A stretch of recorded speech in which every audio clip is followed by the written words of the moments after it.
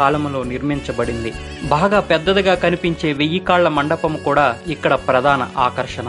కళంకారీ కలకు కాళహస్తి పుట్టినిల్లు. సువర్ణముఖి నదీ తీరమున వెలసిన ఈ స్వామి శ్రీకాళహస్తీశ్వరుడు. స్వయంభువు లింగము. లింగముకెదురుగా ఉన్న దీపము లింగము నుండి వచ్చే గాలికి రెపరెపలాడుతూ ఉంటుంది. శ్రీకాళహస్తిని దక్షిణ కాశీ అని కూడా అంటారు. ఇక్కడి అమ్మవారు జ్ఞాన ప్రసూనాంబ. అంబాత్రయములలో ఈమె ఒకరు. శివలింగము ఇక్కడ వర్తులాకారము వలేగాక చతురస్రముగా ఉంటుంది. స్థల పురాణాల ప్రకారం ఇది బ్రహ్మకు జ్ఞానము ప్రసాదించిన ప్రదేశం. వశిష్ఠుడు, సాలెపురుగు, సాము, ఏనుగు, బోయెడు అయిన తిన్నడు, వేశ్యకన్యలు, యాదవరాజు, శ్రీకాళహస్తీశ్వర మహత్యం రాసిన దూర్జటి వంటి వారి కథలు ఈ క్షేత్ర మహత్యంతో పెనవేసుకొని ఉన్నాయి.